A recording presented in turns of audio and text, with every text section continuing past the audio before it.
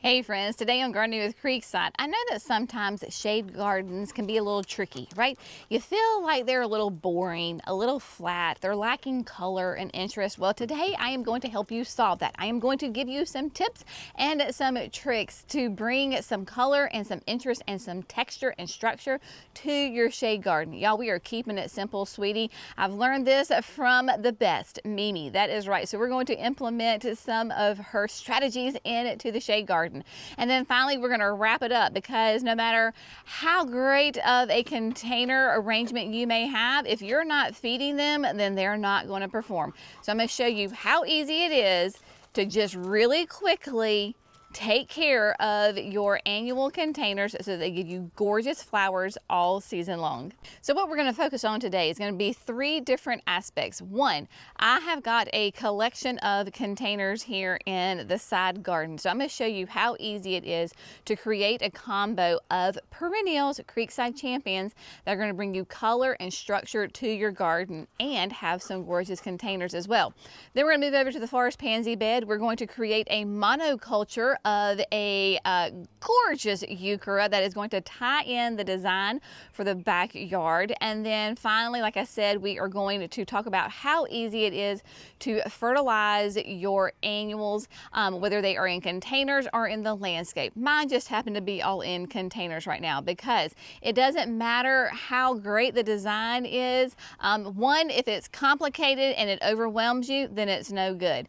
And if you finally get that design together and you don't take care of those flowers, then again, no good. We want to have gorgeous gardens that don't stress us out, keep it simple, but keep it interesting and gorgeous all at the same time.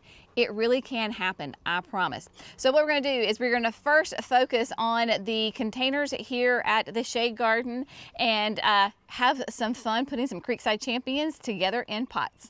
All right, my friends, so like I said previously, my mama, Mimi, is the queen of shade gardens because she has dry shade. And every time I go to her gardens, I learn something and I am inspired. And so Mimi has a ton of different pots in her shade garden.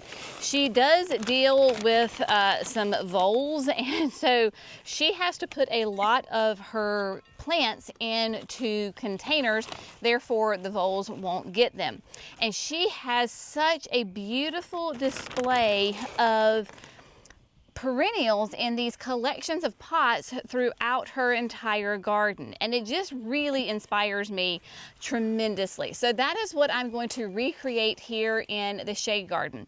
What I am doing is I'm going ahead and starting potting up. I got 3 different containers that we're going to do. And in order to keep the cohesive feeling in the garden while giving us color and structure and just some variation in the garden, my plants are going to be very different, right? So we have a Pulmonaria, I have a Heuchera, and then I have an Acanthus. So very different colors, very different structures, but what ties the whole thing together is the pots. So all of these pots kind of coordinate together. These are actually some Wakefield pottery. Again, this is Mimi that turned me on to this. It was a very dangerous tip. Wakefield pottery, these are handmade pots that are meant to be planters in the garden. And so I will link their information for you. So if you're interested in it, it makes great gifts for yourself or for somebody else.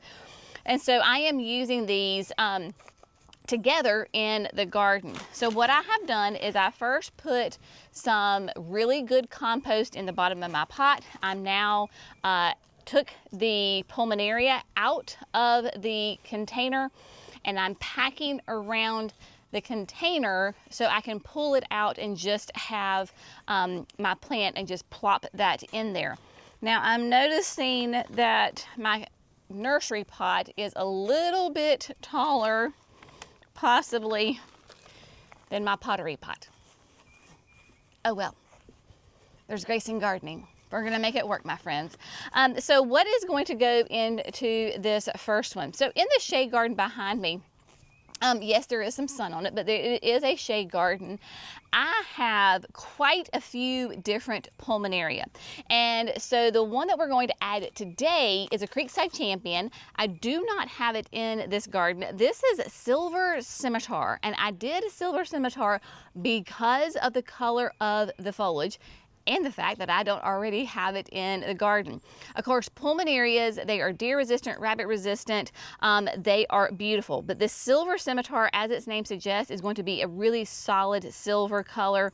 It is for sun to park shade, hardy in zones 5 to 9, and it'll be about 14 inches tall, 18 inches wide. So you may be saying, well, gosh, Jenny, there's no way that that plant is going to, grow to maturity in your container. And I would say you're absolutely correct, because while I do really love this pottery, it is not approved for my winter garden. So whatever goes into these pots, I have to take them out in the fall and then clean out my pots and put them in a protected area. So there we go. Silver Scimitar is in, and it actually worked out just fine. Throw some biotone in there, and then of course I always come back and top dress with some mulch on top of my containers. So because this is a perennial, it works out just fine. And in the fall, when the weather starts to change and I know that my first frost is kind of knocking on the door, what I will do is take these plants out of these containers and I will put them directly into the landscape. So that will look different for all of us as far as on the calendar, time-wise, what that looks like. But you absolutely can grow perennials in containers for a season or 2 seasons if your containers allow it. And then it just brings a fun interest and texture to the garden. So that was Silver Scimitar. Then we have kind of that same style of pot as far as the design. Poor thing got dirty. This is a beautiful Heuchera. This is Berry Smoothie.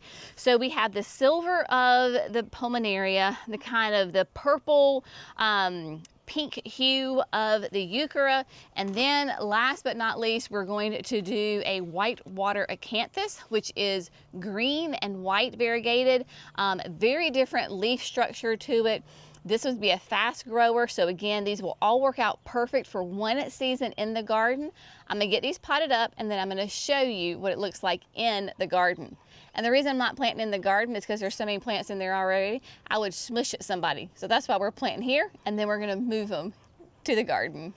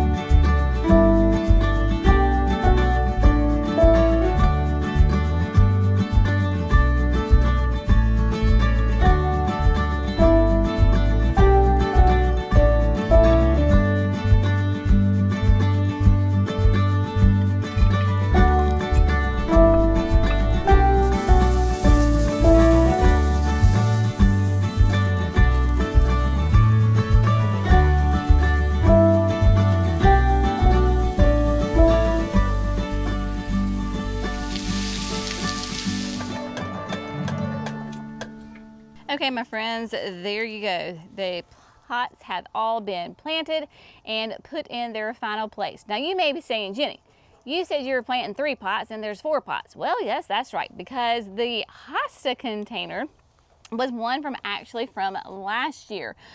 And all winter, it went in the garage, out of the garage, in the garage, out of the garage. And so I never got it obviously planted into the landscape, so it is doing just fine. But you can see how I have kind of framed the Brunnera here with these 4 pots that coordinate and go together. We've got hostas in here. That is the white feather hosta. We have got Japanese painted ferns. Of course, we've got paisley pup over here. So bringing in some just kind of different texture with the pots, and then of course all the different colors of the plants. We've got the hosta that has kind of that variegated with that creamy edge. Then the whitewater, y'all, this is a fast grower and it gets big. Because you might be like, well, Jenny, that's the smallest plant, but you put it in the biggest container. Because I know what it's going to do this summer. And then coming on over to the Heuchera with that really fun color difference. And then, of course, the silver from the silver scimitar, which complements the Brunnera quite nicely. So now that we got these 3 containers together, now I'm going to show you, if you just cannot think of a combination of plants to put together, monocultures, my friends. It is going to be your best friend, makes a huge impact in the garden. Keeping it simple, sweetie. Okay, friends, so we're just getting comfy here in the garden together. I am beneath the forest pansy in the shade garden. You gotta trust me, this really is a shade garden. Once the tree leaves out completely, I'm going to show you the big picture here in a minute. But what I have is the rectangular hummingbird planter. And this is a beautiful, nice stone piece here right along the edge of the bed. But I want to do something a little different. Typically, I would do this as a mixed container, maybe annuals, maybe perennials, just kind of different stuff every year. This year, we are going to keep it simple, sweetie, and we are going to do a mass planting of the Georgia Plum Heuchera. I think I'm going to put 4 in here. Yes, I'm going big or going home for sure. So the theme of the backyard this year, as far as the kind of the design element, the color is purple, right? So I planned this back in the fall, end of the summer last year. So we're gonna go with purple. So Georgia Plum is a beautiful Creekside Champion Heuchera. It has the Velosa breeding in it, so that means it will be great for my hot and humid, which it is today, y'all. It is cranking out here.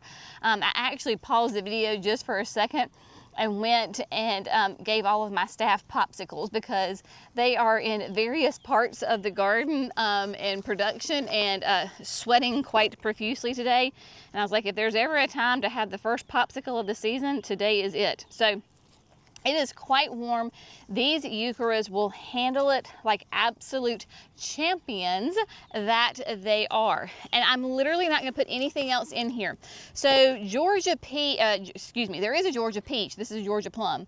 Georgia Plum will get to be about 7 inches tall, which is about as tall as it is right now, but about 15 inches wide. So we're going to have some beautiful growth. I've got tons of new foliage down here in the base of the plant, so that is just going to continue as the season goes on. And then of course Heucheras do really well in containers with my clay soil, so I can easily just leave this until this time next year, and then I can reassess and decide, do I leave them in, do I take them out, add them to the landscape? Do I do annuals in here? Just depends on what I want to do in this container. But 4 simple plants in here. They're simple does not have to mean boring, right? So we're sticking with that monoculture. They are going to fill out, and this whole trough is going to look like this beautiful purple plant right here that can do the morning sun, and then it goes into the shade in the afternoon. Now, with this container, I did it like all my other ones, where we start with a nice layer of compost at the bottom, fresh potting soil, and then I had already added my biotone, so I had completely prepped my container before I came and sat with you in the garden. I always like to top dress with mulch because it insulates the roots, it makes it look really pretty, it keeps the soil from splattering onto the plants. It also, if you've been gardening for any length of time, you know, can you get weeds in your containers? Why, yes, yes you can. So this helps prevent weeds from germinating in the container. So there we go. I'm just gonna finish putting the mulch on, get it watered, and then we're gonna talk about fertilizer and the importance of fertilizing, specifically your annual. Okay, my friends, I'm gonna show you the Georgia Plum here in just a minute, but moving on. You go to all this work to create beautiful containers, and what's the point in going to all that work to plant all of these beautiful plants if we don't feed them? Because food equals flowers. With your perennial containers, if you just planted them like I just did, then maybe you need to use your biotone, because that's that great starter fertilizer for your strong, happy, healthy roots. And then you could easily, I don't do it, but some of y'all love to feed your plants. So if you really want to get out there and tinker, you could come back, say, midway through the season and add a little bit of slow release fertilizer, like some plant tone, to your containers, especially if you notice that they're not nice and lush and green. For the most part, that's why we love perennials, because you don't have to worry about it. Annuals, on the other hand, they require a little bit more attention, shall we say, in the garden. So food equals flowers. If you do not feed your annuals, especially your really blooming annuals, your high-powered annuals, like your calibrachoas, your super bells, your super petunias, then you're not going to get the flowers that you need. What I just did is I took the Proven Winners the water-soluble fertilizer, and I took this is actually a 2.5 gallon, so I just did 2 scoops. So it's 1 scoop for 1 gallon of water. I'm not gonna fill it up all of the way. You're going to feed your plants on a regular basis. Ideally, that would be once a week. My sweet friend Megan from Potted Charm, if you don't follow her, you need to follow her. She is like the container queen. She calls it Fertilizer Friday, which I love. It makes sense in my brain, like, oh yeah, it's Friday, I need to fertilize. So maybe it's that you pick a day, put a reminder on your phone, and go for it and feed your plants, your annuals, on a regular basis. So all you do, I like to first put the fertilizer in, then add my water. I'm simply putting my hose into the water container, zhuzhing it around a little bit, mixing it up, kind of eyeballing it. Again, there's grace in gardening, so you don't have to be exact as far as your water to fertilizer ratio. And then it's as simple as this, my friends. Just pick up the container and water, right? So water those annuals. It's got the fertilizer in there. Feed your plants. It's been a week since I planted this container, and so it is perfect that I can come back and I can feed it. Now, roughly, for a container this size, I would do about 1 gallon. Plus, I haven't watered them, and so they're a little on the dry side. So, yeah, that'll help get everybody nice and happy. So, remember, food equals flowers. Fertilize your plants, especially your big flowering annuals like this. All right, I'm gonna get a couple more things done. I'm gonna show you the containers and wrap this video up for the day. I got both of the urns on the patio fertilized. I got this container fertilized. This has the new Super Bells Magic Double Grapefruit in it. Y'all, it's the funnest Super Bells because it literally will change color as it matures. So it got fertilized as well. And then up here we can take a look and see the Georgia Plum. I love it. Georgia Plum is nice and watered. Happy in the new home. I have absolutely no doubt it is going to thrive in this space and just do really, really well.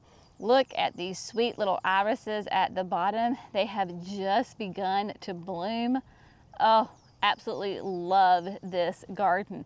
It is filling out. The ferns are coming up, the hostas are coming out, the Solomon seal, everything is just popping. So when you're thinking about your garden, right, kind of 3 key things.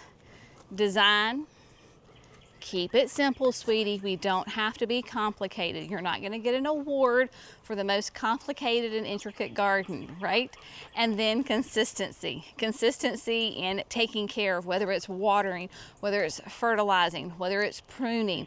Those 3 basic elements are going to turn your garden from an okay garden to a great garden that is thriving and is beautiful and brings you immense joy, because that is the whole point, my friends, of gardening. It is not supposed to be stressful. It is not supposed to be a competition. It is to bring you and your loved ones joy, and it definitely does that for me.